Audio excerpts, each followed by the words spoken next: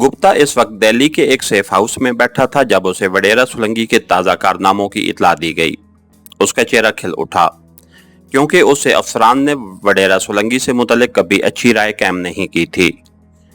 London में सोलंकी से मुलाकात, मुज़ाकरात और फिर मामलात तय पाने से मुतल्लिक जो रिपोर्ट उसने पेश की थी उस पर उसके डीजी के रिमार्क्स बड़े मायूस कुन थे। उसने रिपोर्ट पढ़ने के बाद गुप्ता से कहा था, गुप्ता जी, आप बड़े खुशफहम दिखाई देते हैं। सर, मैं अपने तजर्बे की बुनियाद पर कह सकता हूं कि इस गड्ढे से हम अपनी मर्जी के नताइज हासिल कर सकते हैं, बस इस पर थोड़ी मेहनत की जरूरत है। गुप्ता ने उसके तंज को महसूस करते हुए जवाब दिया था, भगवान करे आप जो कह रहे हो ऐसा ही हो, लेकिन अभी तो हम सिर्फ मेहनत ही कर रहे हैं। उधर से कुछ हासिल होता दिखाई नहीं दे रहा। 3 माह बाद एक आध धमाका करके क्या हम कश्मीर का बदला चुका सकते हैं?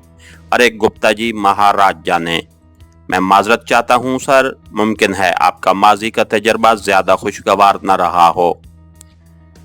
मैंने इस इलाके में तो ज्यादा ऑपरेट नहीं किया, लेकिन मैंने समझा है इन लोगों को इस्तेमाल करना कुछ इतना मुश्किल नहीं। अरे चंद सिक्के, शराब और ज्यादा से ज्यादा औरत, इससे ज्यादा क्या कीमत है इनकी? मुझे तो सर हैरत होती है कि आज तक ये मुल्क कायम कैसे रहा। गुप्ता ने कह ही दिया, गुप्ता जी आप भी ठीक कहते हैं और गलत मैं भी नहीं कह रहा। आज भी अगर हमारे और उनके दरमियान से ये ISI निकल जाए तो मैं देखता हूं अभी आपका पालान इन लोगों से नहीं पड़ा। अभी आपका पाला इन लोगों से नहीं पड़ा, बड़े सख्त जान लोग हैं। बहरहाल वेट एंड सी, देखें पर्दा गैब से क्या ज़हूर में आता है। डीजी ने दिल्ली की मखसूस जबान में आखिरी फिक्रा बहुत चबा चबा कर अदा किया था। पहले पहल तो गुप्ता को डीजी का अंदाजा सही दिखाई देने लगा था, क्योंकि जिस तरह सोलंकी ने उसे कहा था कि वो जाते ही काम शुरू करवा देगा, वो कुछ तो हुआ नहीं था। आज 10वां दिन उसकी रवानगी को हो रहा था। गुप्ता ने अपने रिस्क पर उसे अच्छी खासी अदायगी भी कर दी थी। उसका काम करने का अपना मुनफरद तरीक़ाकार था। वो एजेंट पर उसकी तवक्को से ज्यादा नवाज़िशात करके हस्बे मंशा नताइज हासिल करने का कायल था, जबकि उसके हमकार कुछ कंजूसी से काम लेते थे। गुप्ता का ताल्लुक तो खत्री फैमिली से था, लेकिन खिलाफ फितरत वो बड़ा शाह खर्च वाक़या हुआ था। राकी ऑडिट ब्रांच ने उसके नाम के गिर्द सुरखाशिया लगाया हुआ था, लेकिन उसके कारनामों ने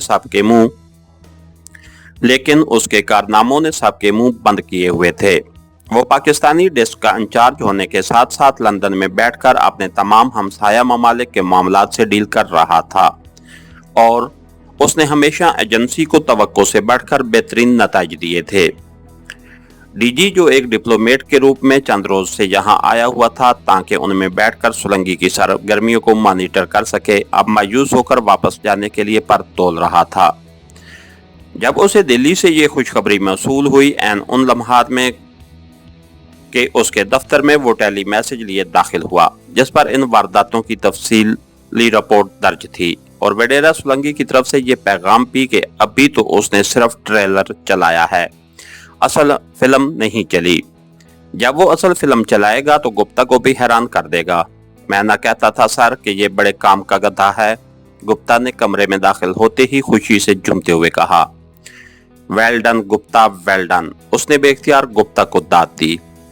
सर, एक मर्तबा मैडम ललिता का कुर्ब हासिल करने वाला उसके शहर से कैसे बच सकता है? ललिता का जहर जिसकी रगों में उतर जाए ना सर, वो सांप से ज्यादा खतरनाक हो जाता है। दुनिया का कोई मर्द जो एक मर्तबा उससे मिल ले, उसकी दोबारा सोबत के लिए बाउला हो जाता है, बिल्कुल पागल। अभी तो मैंने ललिता वाला पता नहीं खेला सर, अभी आगे आगे देखिए मैं क्या करता हूँ। अगर मैंने आपकी थ्योरी गलत साबित ना कर दी तो उसने बात अधूरी छोड़ दी। बस अब ज्यादा ऊंचे भी ना उड़ो। और हाँ, 3 दिन से मैं भी यहाँ झक मार रहा हूँ, और वो तुम्हारी मैडम ललिता, उसे क्या सिर्फ मुल्की मेहमानों के लिए ही रखा हुआ है?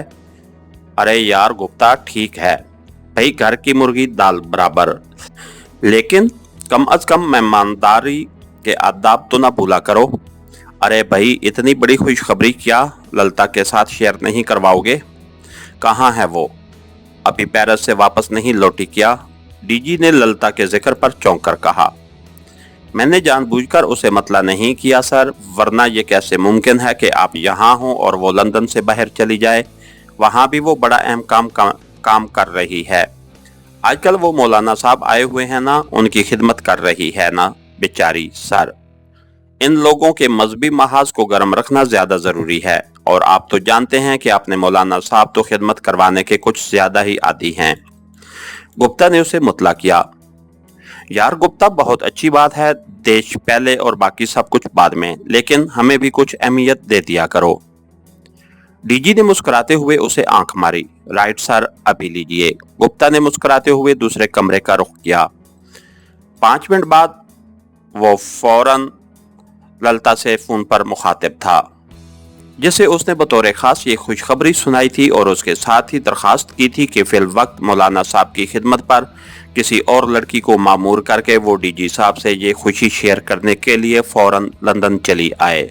और दोपहर की एक फ्लाइट से ललिता आ गई। सारी रात लंदन की मजाफाती बस्ती में मौजूद रहा के इस सेफ हाउस में शराब और शबाब के दौर चलते रहे।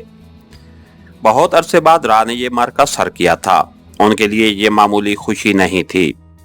अगले रोज दिल्ली रवानगी से पहले डीजी ने मैडम ललिता और गुप्ता जी के लिए खसूसी फंड्स की रकम में उनके खिलाफ तवक्को बहुत ज्यादा इजाफा करके दोनों के दिल मोह लिए थे।